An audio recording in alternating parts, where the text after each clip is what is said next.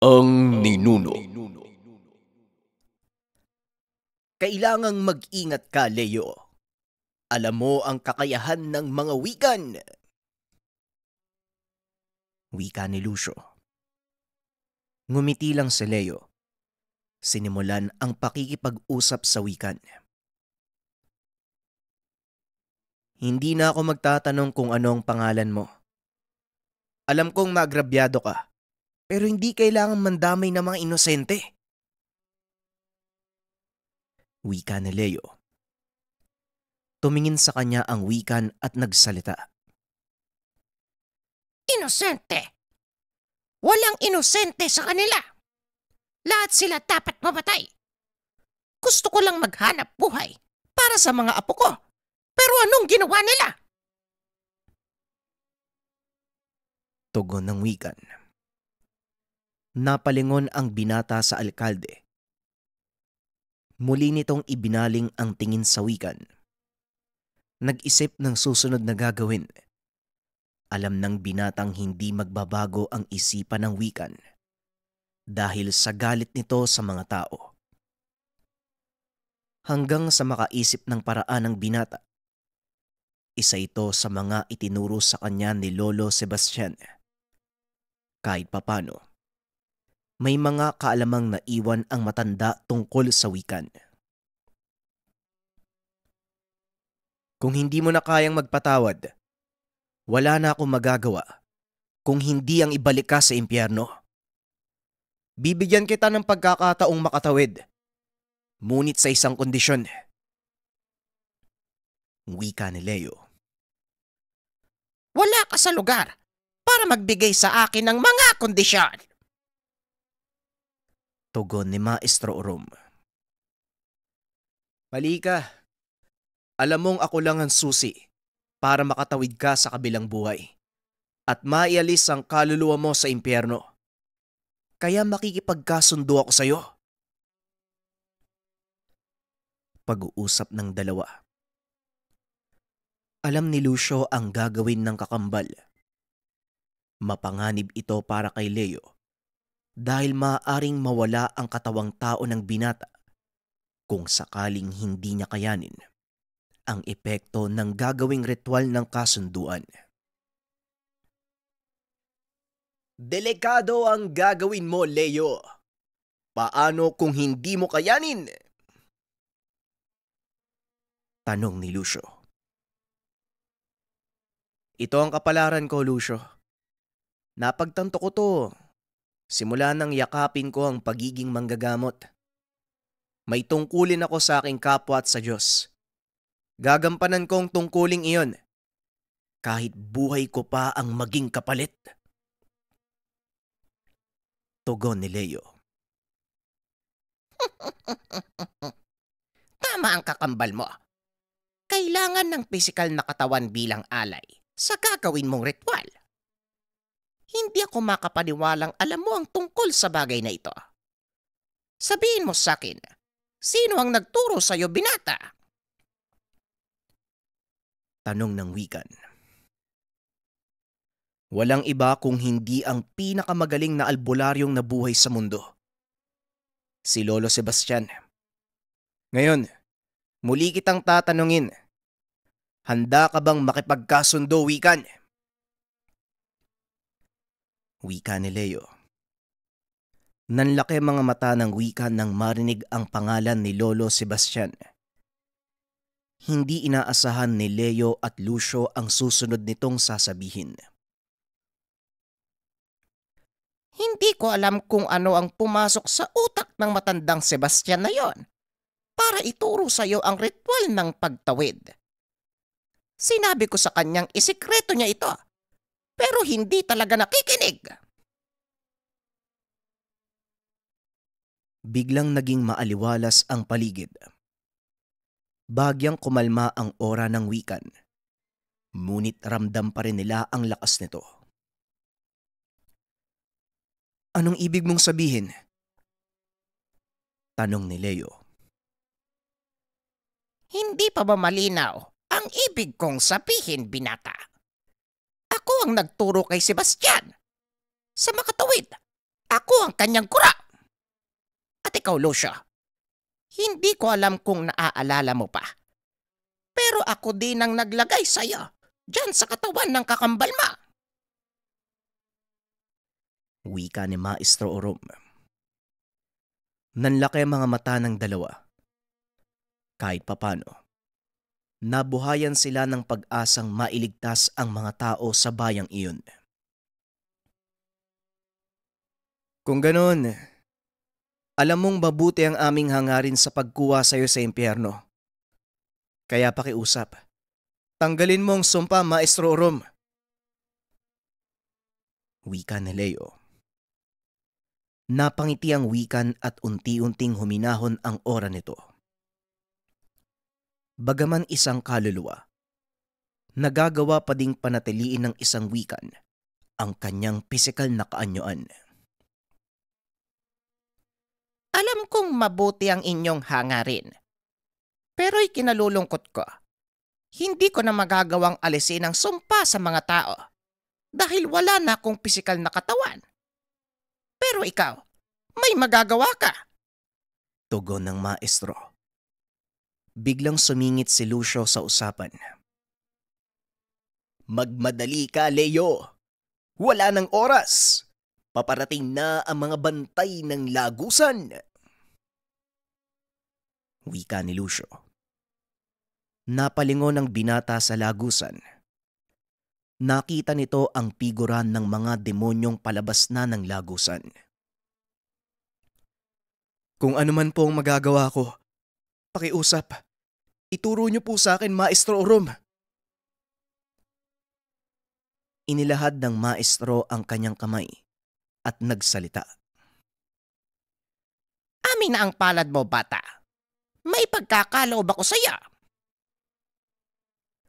Wika ng maestro. Sinunod dito ni Leo. Hinawakan nito ang kamay ng wikan. Laking gulat ng binata dahil tila lumipat sa kanya ang enerhiya. Ano pong ginagawa nyo? Bakit nyo po pinasa sa akin yung enerhiya nyo? Tanong ni Leo. Pinasa ko sa iyo ang kakayahang kalasin ng sumpa. Kaya gawin mo na, bago pa mahuli ang lahat. Patawarin mo ko kung nagpadala ko sa galit at marami ang napahamak. Tugon ng maestro. Muling inalala ni Leo ang lahat ng itinuro ni Lolo Sebastian, lalo na ang tungkol sa mga sumpa ng wikan.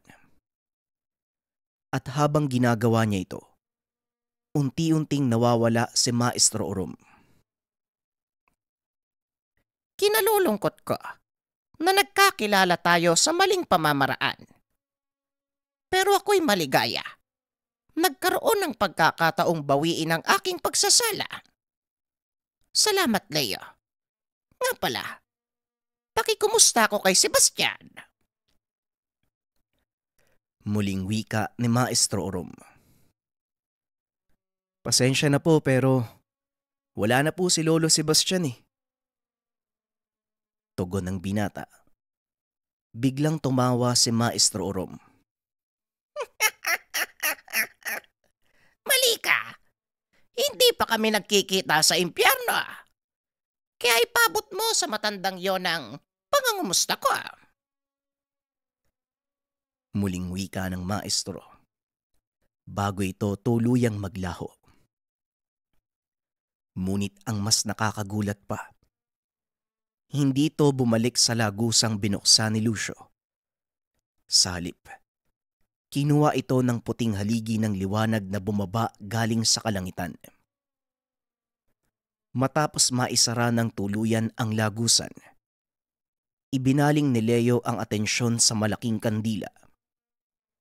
Biglang pumasok sa isipan nito ang pamamaraan upang kalasin ng tuluyan ang sumpa sa bayang iyon. Sinugatan ng binata ang palad. Ipinatak ang dugo sa apoy na kandila. Ilang sandali pa ay nagbago ang kulay nito. Mula sa nanggagalit na kulay pula, naging mahinahong kulay asul hanggang sa tuluyan na ngang itong namatay. Biglang nag-iba ang daloy ng enerhiya sa paligid. Ramdam ni Leo ang kapayapaan, kaya sinabihan nito si Ojong na alisin na ang pananggalang sa paligid ng plaza. Laking gulat ng binata dahil nang humupa ang makapal na usok. Sumalubong sa kanila ang napakagandang sikat ng araw. Unti-unti ding narinig ng mga taong naroon ang huni ng ibon. Ramdam ang kapayapaan sa paligid. Napagtanto ng lahat na bumalik na sa dati ang bayan. Wala na ang sumpa. Mayor, magsilbi sana ang aral sa inyo ang nangyari. Malaking kawalan ito para sa lahat. Pero kagaya ng sikat ng araw sa umaga, panibagong araw, panibagong pag-asa. Sikapin mong maibangon ang bayang ito. Wika ni Leo. Napayuko na lang ang mayor habang pinangangaralan siya ng binata. Siguro, ang susunod na mamumuno na sa bayang ito ang gagawa nun. Bababa na ako sa pwesto. Papanagutan ko sa batas ang pagkakamali ko. Ito lang yung alam kong paraan para matubos ang sarili ko sa kasalanan. Lalo na sa matandang yun. Tugon ng mayor. Gawin mo kung anong nasa tingin mong nararapat. Huwag kang mabubuhay na inuusig ng konsensya. Dahil kahit hindi nagsalita si Maestro Orom, alam ko na napatawad ka na niya sa mga kasalanan mo. Muling wika ni Leo. Magpapaalam na sana itong aalis. Ngunit pinigilan siya. Teka, sandali lang binata. Gusto kong magsalita sa harapan ng mga tao. Gusto kong ipaalam sa kanila kung sinong tumulong sa bayang ito. Kaya pakiusap, huwag ka munang umalis. Manatili ka kahit ilang minuto lang. Pakiusap ng mayor. Hindi na po kailangan malaman ng mga tao ang ginawa ko. Ang mahalaga maayos na sila. Wala na sa sumpa ang bayang ito. Sabihin mo sa mga tao na bumangon at magsimula muli. Kung ano man ang mga naiwan, huwag nang mabuhay sa nakaraan. Sa halip, ituring itong mahalagang aral na dapat isa puso at isa buhay. Maraming salamat po pero kailangan ko nang bumalik sa sarili kong bayan dahil may mga bagay din akong kailangang lutasin. Tugon ni Leo. Wala nang nagawa pa ang mayor, kaya tumuloy na ang binata. Hinatid siya ni Mang Edward sa sakayan ng bus. At habang nag-aantay ng sasakyan, laking gulat ng binata, nagdagsaan ang mga tao. Pumila ang mga paslit sa harapan niya. Isa-isang nag-abot ng bulaklak. Ang ilan naman, nagbigay ng prutas at gulay bilang pasasalamat. Ganito kalaki ang nagawa mong kabutihan, Leo. At habang buhay nila itong tatanawin. Wika ni Lucio. Ginawa ko lang ang tama, Kambal. At alam kong ito din ang gagawin ni Lolo Sebastian kung siyang nasa katayuan ko. Pag-uusap ng dalawa. Biglang pumasok sa isip ng binata ang huling sinabi ni Maestro Orom. Iisang tanong lang ang naglaro sa kanyang isipan. Ano ang ibig sabihin ng matanda? Nang banggitin ito, hindi sila nagkita ni Lolo Sebastian sa impyerno. Habang nasa biyahe, pilit inisip ng binata ang ibig sabihin ng mga katagang iyon. Nagpapasalamat ito kay Maestro Orom dahil sa bagong kakayahang natutunan. Ito ay ang aral ng mga wikan. Pagdating sa kanilang bahay, nakita nito ang ama na nagsisibak ng kahoy at may ilang kataong nakikipag-usap sa matanda. May nakalapag din na galon ng tuba sa maliit na mesa. Nagtatawanan ang mga ito habang nag-uusap. Atay, magandang tanghali po. Ang init dito sa labas ah. Nagsisibak pa kayo ng kahoy? Tama na yan, baka mapano ka. Wika ni Leo. Ay, dende. Wala to anak. Ano ka ba? Huwag kang mag-alala. Matagal na akong hindi pinagpapawisan eh. Kaya ayos lang to. Nga pala, si Igme at si Meroy. Mga magsasaka sila mula sa karating na baryo. Meron yatang sadya sa'yo eh. Kahapon pa sila pabalik-balik. Mabuti naman dumating ka na. Tugon ni Manggari. Habang nakatingin sa dalawang lalaki. Tumayo ang isa sa mga ito at lumapit kay Leo. Magandang tanghali sa'yo, iyo. Nga pala, ako si Igme. Totoo ang sinabi ng tatay mo. Kailangan namin ng tulong eh. Pasensya na ha. Alam kong pagod ka galing sa mabang biyahe. Pero importante ang pakay namin sa'yo. Wika ng isa sa mga kalalakian. Naitago na lang natin sa pangalang Mang Igme. Wala pong anuman, Manong. Sabihin niyo po sa akin kung paano ako makakatulong. Tugon ni Leo. Naupo ito sa tabi ng dalawang lalaki at nagsimulang magkwento ang mga ito. Ayon sa dalawa, sa hindi maipaliwanag na dahilan, unti-unting nawawala ang mga bata sa kanilang lugar. Nung una ay paisa-isa. Ngunit habang tumatagal, dumadami ang mga nawawalang bata. Hindi ko alam kung ganun din ang nangyayari sa mga karatig baryo. Pero ang pinakamalaking kaso, nangyayari ito sa aming teritoryo. Wika ng isa pang lalaki. Naitago na lang natin sa pangalang Mang Meroy. Sa totoo lang po, hindi ko rin alam yung maaaring dahilan kung bakit nawawala yung mga bata eh. Naisanggunin niyo na po ba to sa mga kinauukulan? Tanong ni Leo. Ayon sa dalawa, matagal ng kaso ang pagkawala ng mga bata. Hindi gaanong nabibigyan ng pansin dahil maging ang mga otoridad wala ring makuhang sagot. Kung hindi naman kami nakakaabala sa'yo, pwede bang sumama ka sa amin sa baryo? Tanong ni Mang Igme. Wala namang naging problema kay Leo ang pakiusap ng matanda. Kaso nga lang nang papaalis na sila, nagdatingan naman ang ilan sa mga parokyano ng binata. Manong Igme, mauna na po kayo. Tatapusin ko lang po yung gamutan. Pangako, pupunta po ako sa baryo nyo.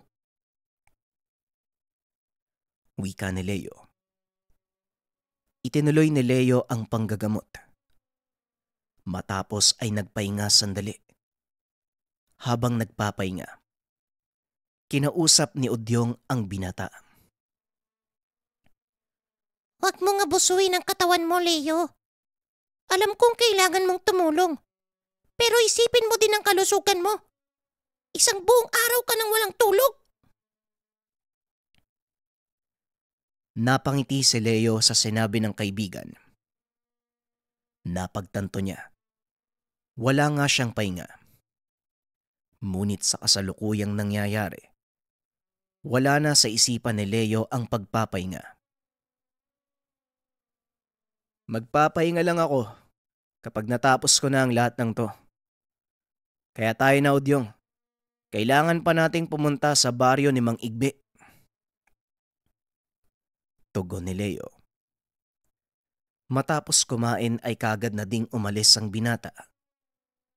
Medyo malalim na ang gabi kaya tinahak nito ang daan sa kagubatan. Mas malapit ang daang ito papunta sa baryo kesa sa nakagawiang kalsada. Ngunit habang papalapit ang binata, napansin nito ang ilang grupo ng kababaihan naglalakad palabas ng baryo. Nagkubli si Leo sa puno upang manmanan ang mga kababaihan. Ilang sandali pa ay huminto ang mga ito. Lumabas mula sa masukal na sulok ang isang lalaki. Nakasuot ng sombrero, kaya hindi makita ni Leo ang mukha nito. Marahang lumapit ang binata papunta sa kinakatayuan ng pangkat upang marinig ang kanilang usapan. Nagawa na namin yung sinabi mo. Ngayon, ibalik mo na sa amin yung anak namin. Wika ng isang babae. Hindi ganon kadali yun. May isang bagay pa akong ipapagawa sa inyo. Yung dalawang lalaki, si Igme at si Meroy. Masyado silang nakikialam eh. Gusto kong mawala sila sa baryong ito. Tugon ng lalaki. Ginawa mo kaming kasangkapan para dukutin ang mga bata dito sa baryo. Ngayon, gusto mo kaming pumatay ng tao? Tanong ng babae. Halatang napipilitan nito sa ipinapagawa sa kanila.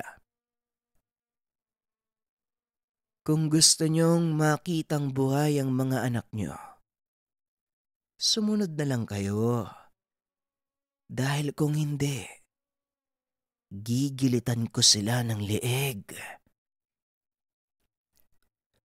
Tugon ng lalaki at umalis na ito. Muli namang bumalik ang mga kababaihan sa baryo. Pinili ng binatang sundan ang mga kababaihan. Pasimple itong lumapit. Kunwari ay walang narinig. Magandang gabi sa inyo. Maaari ko bang malaman kung saan nakatira si Mang Igme? Tanong ni Leo. Magandang gabi din sa'yo.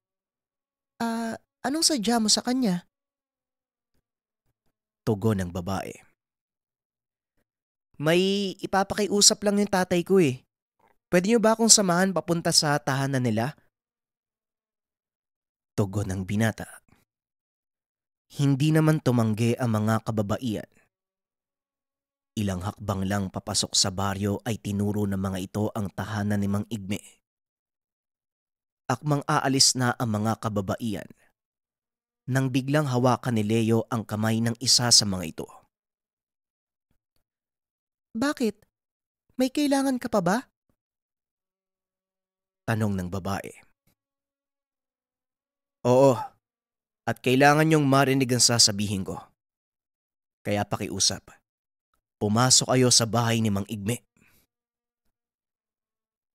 Tugon ng binata. Kaagad namang sumunod ang mga babae. Saktong naroon din si Mang Meroy. Nagulat ang mga matanda dahil may mga kasamang babae ang binata. Teka, Laura, anong ginagawa niyo dito? At ikaw, Leo, bakit mo sila kasama? Tanong ni Mang Igme. Narinig ko silang nakikipag-usap sa isang lalaki sa labas ng baryo. Sila ang may kagagawan ng pagkawala ng mga bata. Pero Mang Igme, walang dapat makaalam ng mga pag-uusapan natin ngayon. Dahil mga nganib ang buhay niyong lahat. Lahat ng taong nandito sa bahay. Tugon ng binata. Pinaliwanag din ni Laura ang dahilan kung bakit nila nagawa ito. Huwag kang mag-alala, Laura. Nauunawaan ko ang kalagayan mo. At mabuti na lang, nakita kayo ni Leo. Nga pala iyo, ito si Laura, Ang anak ng Kapitan Del Barrio. Wika ni Mang Igme. Ngayon, anong balak nyo? Siguradong mapapahamak ang mga bata sa oras na malaman ni Venancio na hindi namin napatay si Mang Igme. Tanong ni Laura. Susundin niyo ang plano at ako nang bahala. Ngayon, kailangan ko ng 2 malalaking baboy. Nagtaka ang 2 matanda kung para saan ang mga baboy. Sandali lang. Para saan naman ang mga baboy? Tanong ni Mang Igme. Basta Manong, ako nang bahala. Para kasing gusto kong kumain ng dinuguan sa kayempo eh. Tugon ni Leo. Ilang sandali pa ay dumating na ang hinihingi nitong baboy. Dinala ito ng 2 matanda sa loob ng bahay at doon mismo kinatay ng binata ang mga ito. Kinuha ni Leo ang puso ng 2 baboy. Inilagay sa sako. Laking gulat ng mga kababaihan nang biglang isaboy ng binata sa kanilang katawan ang dugo ng hayop. Walang yaka. Bakit mo naman ako pinaliguan ng dugo? Tanong ni Laura. Hindi ka panipaniwalang napatay niyo si Mang Igme kung wala kayong dugo. Kaya ayan, Manong, hubarin niyo po yung suot yung damit. Kailangan ko din yan. Tugon ng binata. Hindi malaman ni Mang Igme ang binabalak ni Leo. Ngunit sumusunod sila sa sinabi nito. Biglang natawa si Laura nang makitang isinuot ng binata ang damit ng 2 matanda sa patay na katawan ng mga baboy. Yan ang plano mo?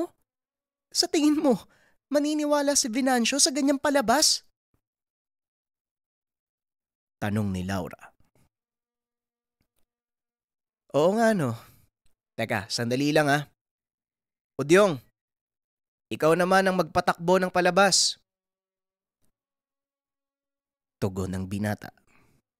Biglang nabalot ng usok ang paligid. Nang humupa ito, tumambad sa kanila ang bangkay ng 2 matanda. Napatingin si Laura kay Mang Igme at Mang Meroy. Alam niyang buhay pa ang mga ito. Teka, paano nangyari to? Sino yung 2 bangkay na yan? Sandali lang, demonyo ka ba?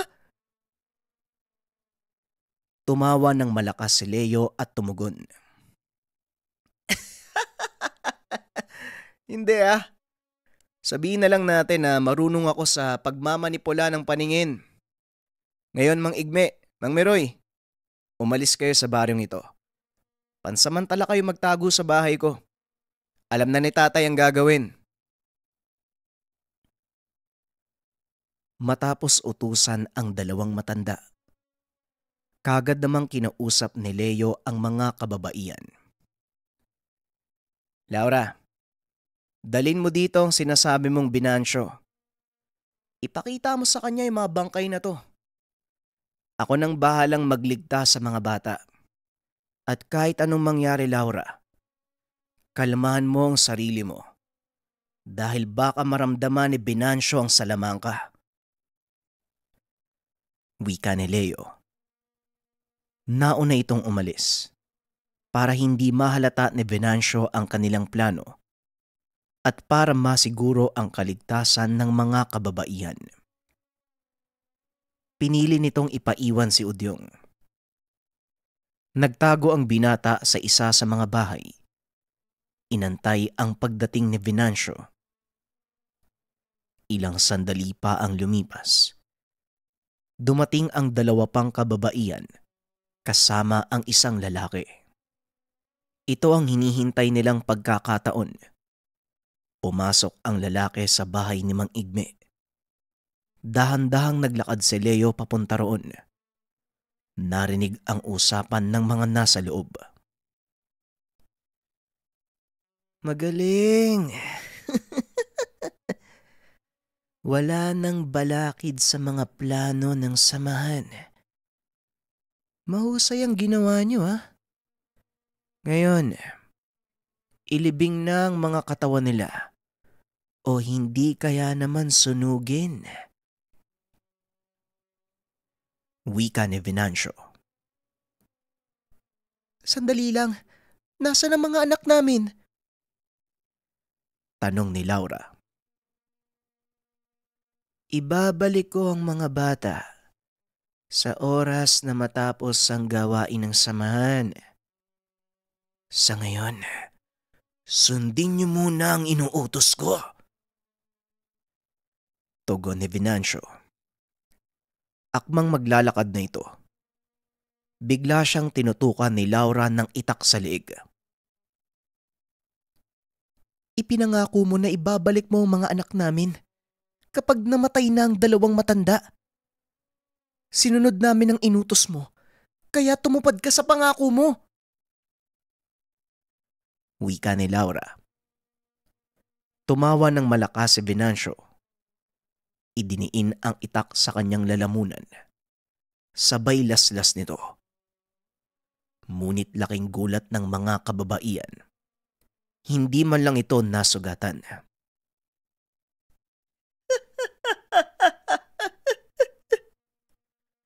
Walang sandata ang maaaring tumalab sa balat ko. Kaya nagsasayang ka lang ng pagod. Tugon ni Venancio. Sabay sampal kay Laura.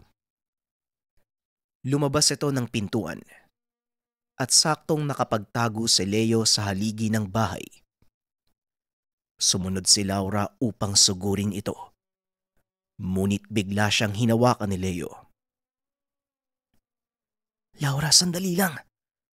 Hayaan mo na siya. Ako nang bahalang sumunod sa kanya. Huwag kang mag-alala. Ililigtas ko ang mga anak niyo. Bulong ni Leo. Pumayag si Laura. Muli itong pumasok ng tahanan. Bago tumuloy sa pagsunod si Leo, muli nitong kinausap ang mga kababaihan. Pumunta kayo sa tahanan ko. Naroon si Namang Igme. Magiging ligtas kayo doon. Matapos masigurado ang kaligtasan ng mga kababaihan, dali-dali nitong sinundan si Venancio. Sa tulong ni Odyong, nagawa nitong makita ang kinaroroonan ng kulto. Natagpuan niya ang mga ito sa isang lumang simbahan. Sa gawing dulo ng baryo, inikot nito ang paligid. Nakita ang napakaraming kasapi. Ang ilan ay nagbabantay, habang ang ilan naman ay nasa loob ng simbahan at tila may ginagawang kakaibang ritual. Sa kalagitnaan ng mga ito ay may altar. Nakaiga dito ang isang paslit. Inikot pa nito ang tingin sa paligid. Nakita ang ilan pa sa mga batang nakakulong sa maliit na selda. Dahan-dahang pumasok ang binata sa kwarto. Abala ang mga naroon sa kanilang ginagawa, kaya hindi siya napansin. Pwede kong buksan ang lagusan ng impyerno sa lugar na ito upang masundo na kaagad ang mga sumasamba sa demonyo.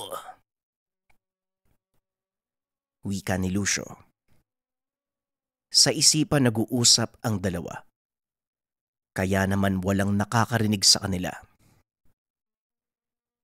Hindi maaari, Lucio. Madadamay ang mga bata. Asa na ba kasi si Udyong? Tugon ni Leo. Lumitaw si Udyong sa balikat niya. Nandito na ako. Mukhang tamang-tama ang dating ko ah. Huwag kang mag-alala. Ligtas na si Mang Igme at ang mga kababaihan. Naroon sila sa tahanan mo, kasama ni Mang Gary at si Darius. Wika ni Udyong, na labis namang ikinagulat ni Leo. Teka, anong ginagawa ni Mang Darius sa bahay? Hindi ba pakana niya ang lahat ng to? Tanong ni Leo. Maaaring hindi rin, Leo. Pero wag mo munang isipin ang bagay na yan. Ituon mo ang pansin sa pagliligtas sa mga bata. Yon ang pakay natin dito sa lugar. Tugon ni Lucio. Muling itinoon ng binata ang pansin sa plano. At sa tulong ni Udyong, nagawa nilang makapasok sa kulungan ng mga bata at matagumpay itong nailabas. Laking gulat ng mga kasapi ng kulto dahil biglang nabalot ng usok ang paligid. Nataranta ang mga ito, dahilan para mahinto sa kanilang ginagawa, na siya namang nagbigay ng pagkakataon kay Leo upang kunin ang paslit na nasa altar. Magaling, Udyong. Ngayon kailangan nating ialis sa mga bata dito. Wika ni Leo. Ngunit habang nasa daan palabas, sinalubong sila ni Venancio kasama ang ilang kasaping nagbabantay sa lugar. Pangas kang pumasok sa aming banal na kanlungan. Pagbabayaran mo ang paglapastangan sa aming ritual ng pag-aalay. Wika ni Venancio. Naglabas ng itak ang mga kasama nito. Sinugod sina Leo. Muling ginamit ni Udyong ang kakayahang patagalin ang oras. Dinala sa labas ng lumang simbahan ang mga bata. Naiwan na lang ay si Leo, Venancio, at ang mga kasapi ng kulto. Sabihin mo sa akin, si Mang Darius na naman ba ang may gawa nito? Magsalita ka, Venancio. Tanong ni Leo. Tumawa ng malakas si Venancio. Nagtaka ang mga kasama nito sa sinabi ng binata. Darius, anong sinasabi mo? Kalaban ng pangkat ko ang Darius na sinasabi mo. Kaya kung iniisip mong naglilingkod kami sa kanya, pasensya na pero nagkakamali ka. Ang totoo, matagal ko nang gustong patayin ang mambabarang na yun. Tugon ni Venancio. Nalabis namang ipinagtaka ng binata. Ngunit wala ng panahon ito para isipin ang mga bagay na yun dahil sumunod na ang mga kasapi ng kulto. Muli kong uulitin, Leo. Pwede kong buksan ang lagusan ng impyerno upang masundo na ang mga ito. Wika ni Lucio. Napag-isip-isip ng binata. Kailangan niyang makabalik sa tahanan dahil naroon si Mang Darius. Kaya pumayag ito sa sinabi ng kakambal. Biglang nagbago ang paligid. Napaligiran ng apoy ang mga kasapi ng kulto. Maliban kay Venancio na mabilis na nakatakas. Matapos higupin ng lagusan ang mga kalaban, dali-dali namang hinabol ng binata ang tumatakas na pinuno. Mabuti na lang at naabutan niya ito. Nagawang pabagsakin sa pamamagitan ng malakas na tadyak. Magsalita ka. Sinong pinaglilingkuran mo, Venancio? Dahang-dahang tumayo si Venancio at tumawa.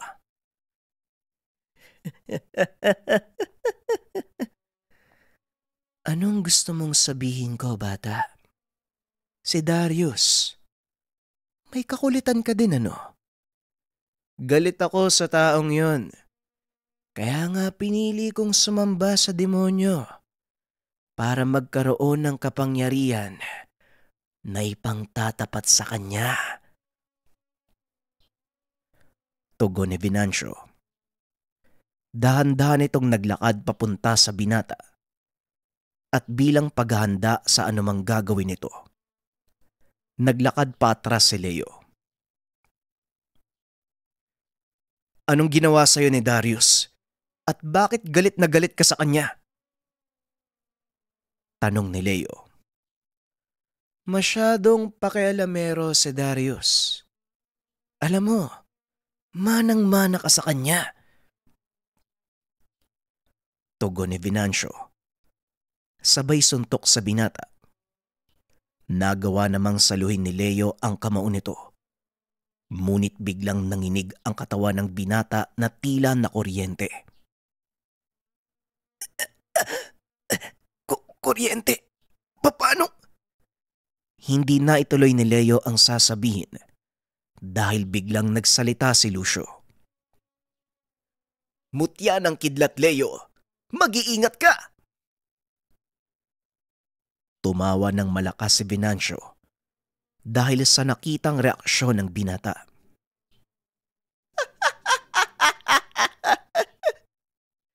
Nagulat ka ba? Pasensya na kung hindi ko sinabi sa'yo. Oo, tama ka.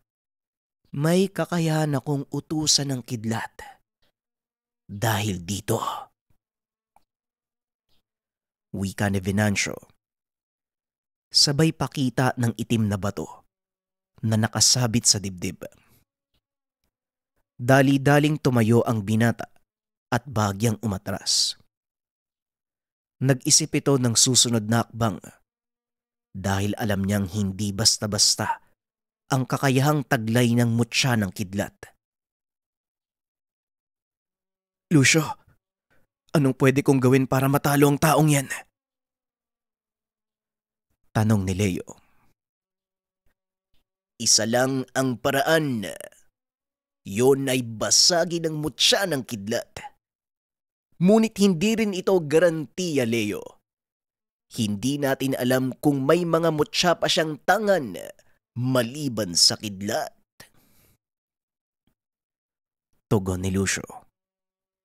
Ngunit kahit anong babala pa ang ibinigay nito, alam niyang hindi makikinig ang kambal. Wala akong pakialam kung meron pa siyang ibang tangan. Madali kong malulusutan ng mga yun.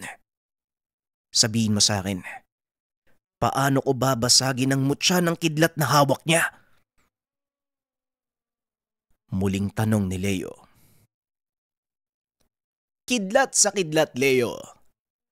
Ang mutya ng kidlat na hawak ni Venancio, pinapagana ng isang orasyon. Alam mo ba kung ano ito? Biglang naalala ng binata ang mga tinuro ni Lolo Sebastian tungkol sa mga orasyon. Isa dito, ang dasal na may kakayahang tawagin ang inang kidlat. May naisip akong paraan, pero kakailanganin ko ng oras para mapagana. Hindi rin ako sigurado sa gagawin ko, pero ito na lang ang naiisip ko eh. Tugon ni Leo. Kung ganun, kailangan mong lumayo sa kanya para magawa ang ritual.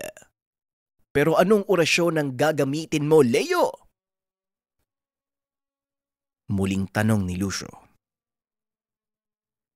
Hindi ba takot ang lahat kay Arkanghel? Arkanghel na si Metatron?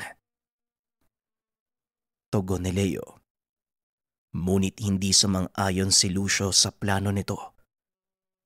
Alam niya ang kapalit ng pagtawag sa Arkanghel ng kidlat. Teka, sandali lang, Leo. Wag na wag mong masusubukang usalin ang orasyon na yan. Hindi ka ba nakinig kay Lolo Sebastian? Paano kung hindi mo magawang pasunurin ang kidlat? Wika ni Lucio. Isa lang ang paraan para malaman.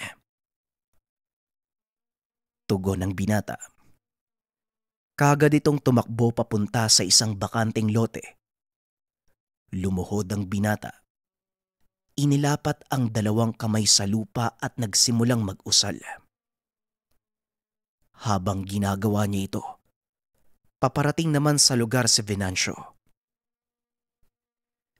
Dito mo ba gustong mamatay?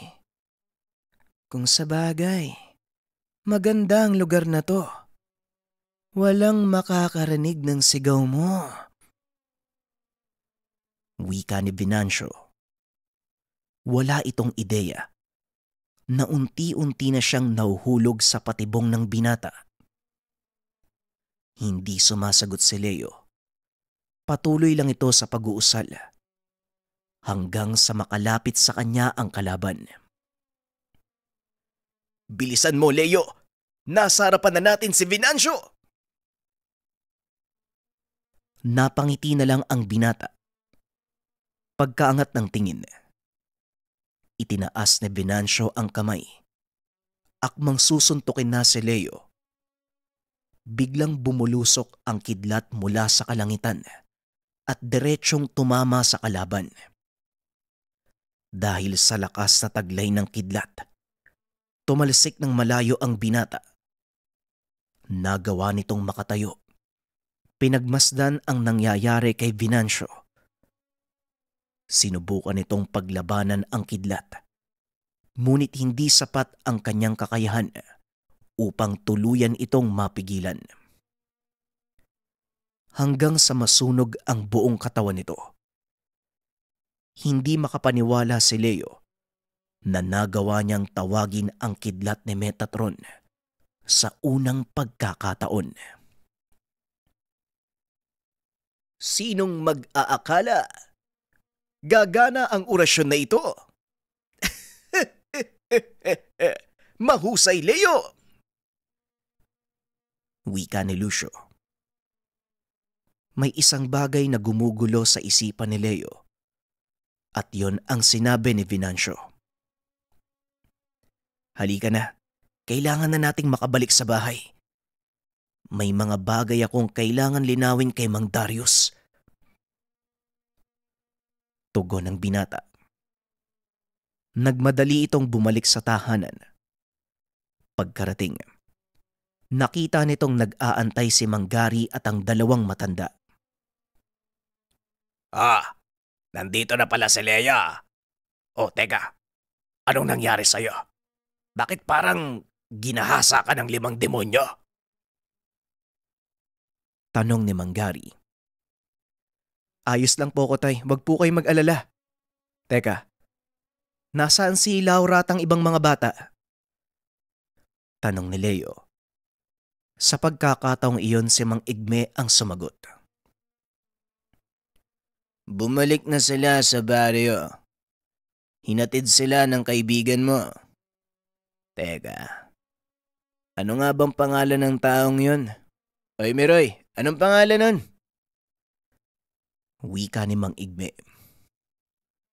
Hindi ko din matandaan, pero parang Darius yata ang pangalan niya.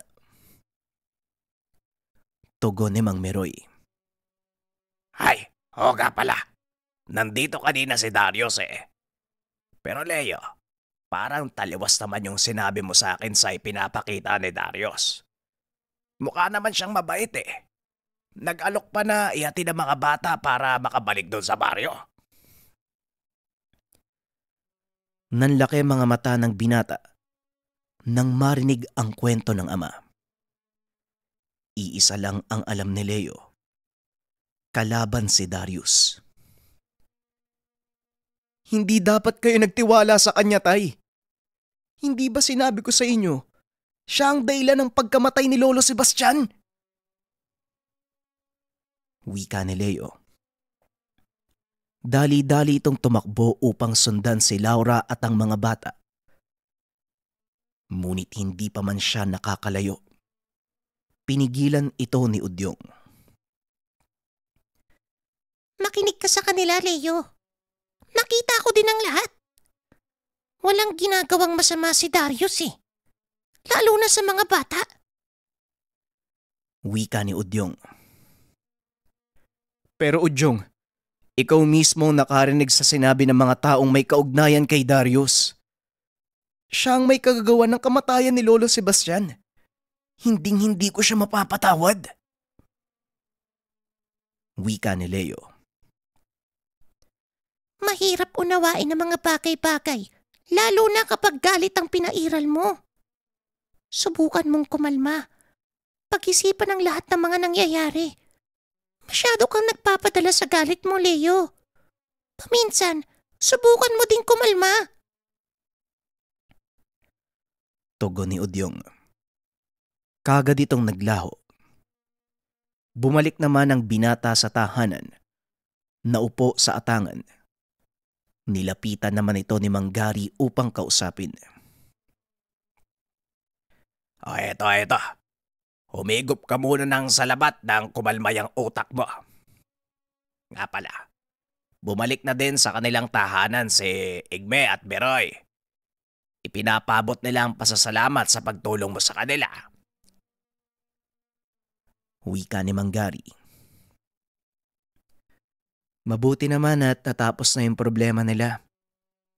Masaya po ako dun, Tay. Pero naguguluhan po ako sa mga nalaman ko eh.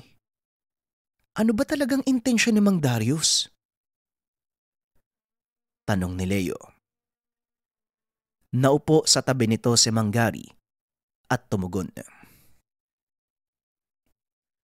Alam mo, Leo, hindi natin masasabi ang takbo ng kapalaran. Kagaya na lang ng mga pangyayari ngayon. Sino ba namang mag-aakala na magmamay-ari tayo ng malaking lupain? Pero hindi yun ang punto ko, ha? Ang gusto kong sabihin sa'yo, bakit hindi mo subukang tignan ng mga bagay-bagay sa ibang aspeto? Balay mo, makuha mo ang sagot sa mga tanong mo. Sige na, ubusin mo na yung salabat at magpahinga. Matapos magsalita, kagad nang pumasok sa tahanan ang ama. Samantala pilit pa ring pinagtatahi-tahi ng binata ang nangyari. Nakaupo ang binata sa atangan habang nag-iisip. Unti-unting nakaramdam ng antok ang binata. Dahil sa sobrang pagod, tuluyan itong nakatulog. Kinabukasan nagising ito dahil sa biglang may dumapong manok sa kanyang ulo. Tumilaok ito ng napakalakas, dahilan para mataranta ang binata. Nang makita ang manok, dali-dali itong tumayo, pinagbabato ng tsinelas. Ay, nako. Ano na naman ba nangyari? Bakit manok ang pinagdidiskitaan mo? Tanong ni Mang Gary. Wala, Tay. Pero parang gusto ko ng tinolang tandang. Tugon ni Leo. Natawa si Mang Gary sa naging sagot nito. Ngunit kahit papano, napanatag ang matanda. Dahil alam nitong nasa maayos na kondisyon na ang anak. Lumipas ang buong araw na walang ginawa ang binata kung hindi pag-aralan ang lahat ng mga itinuro ni Lolo Sebastian. At sa hindi inaasahang pagkakataon, nabuksan ito ang isang maliit na libreta. Binasa ito ng binata at nagtaka dahil hindi naman dasal o orasyon ang laman nito, kung hindi mga talang iniwan ng matanda. Karamihan sa mga sulat ay patungkol sa mga karanasan ni Lolo Sebastian noong bata pa ito. Laking gulat ng binata dahil nabanggit sa mga sulat ang pangalang Darius. Binuklat ng binata ang mga pahina. Ngunit napansin nito na may mga nawawalang bahagi. Patuloy pang naganap si Leo. Ngunit wala na itong makitang maaaring maging karugtong ng mga talang iniwan ng matanda. Kinabukasan, habang nanggagamot, isang lalaki ang lumapit sa binata. May inabot na sulat. Pansamantalang huminto ang binata at binuksan ito. Napatingin si Leo sa mga tao. Nakitang hindi pa siya nangangalahati. Napakadami pang nakapila at nag-aantay. Dali-dali nitong tinawag ang ama at sinabing pauwiin na muna ang mga tao dahil biglang sumama ang pakiramdam niya. Matapos itong gawin ng matanda, sinara ni Leo ang pintuan. Pinaupo ang ama sa sala. Tay, may sulat na dumating galing kay Mang Darius. Pinapapunta niya ako sa lugar na to para masagot daw yung mga katanungan ko. Wika ni Leo. Di pumunta ka. Wala namang masama kung magtitiwala ka sa kanya Isa pa, Leo. Ilang beses ko nang sinabi sa'yo na walang masamang intensyon ng matandang yon. Tugon ni Manggari. Paghigante. Yan ang nakikita kong dahilan kung bakit niya ginagawa ang lahat ng ito. Pinatay ko ang anak niya at wala na akong maisip na dahilan. Wika ni Leo. Masyado mong hinuhusga ng tao. Bakit hindi mo nalang puntahan ang lugar na yan para malaman mo kung ano ang intensyon ni Darius? Mariing pinag-isipan ng binata ang sinabi ng ama. Hanggang sa humantong sa isang desisyon. Dali-daling nag-ayos ng mga dadalhin ng binata. Nagpaalam sa ama. Hindi naman na tumutol ang matanda dahil alam niyang ito ang gagawin ng binata. Medyo may kalayuan ang lugar. Hindi ito pamilyar kay Leo, kaya nakaramdam ito ng bagyang pag-aalala sa kaligtasan. Huwag kang mag-alala, Leo. Nakalimutan mo bang kasama mo kami ng kapatid mo? Oo nga naman, kambal. Sisiguraduhin ko sa'yo, walang mangyayaring masama. Wika ng dalawa. Hindi pa rin maalis ng binata na isipin ang mangamba. Hindi para sa sarili, kundi para sa mga mahal sa buhay. Umabot ng halos 6 na oras ang biyahe papunta sa lugar. Medyo liblib na sulok ng probinsya at malayo sa sibilisasyon. Kinakailangan ni Leo ang maglakad sa matarik na daan bago marating ang baryong sinasabi sa sulat. Nagtanong-tanong din ang binata sa mga lokal. Positibo nilang itinuro ang lokasyon. Palalim na ang gabi nang dumating siya sa lugar. Ngunit laking gulat ng binata dahil tila gising pa ang lahat ng mga taga roon. Sinalubong pa siya ng mga ito. Napunta ang binata sa pamayanan ng mga katutubong Aita at mukhang masaya ang mga ito habang inaalalayan siyang pumasok ng pamayanan. Nang marating ang gitna ng baryo, sinalubong siya ng isang lalaking katutubo na itago na lang natin sa pangalang Bitaog. Maligayang pagdating sa aming baryo. Ikaw marahil ang apo ni Tandang Sebastian. Mabuti naman at nakarating ka ng ligtas.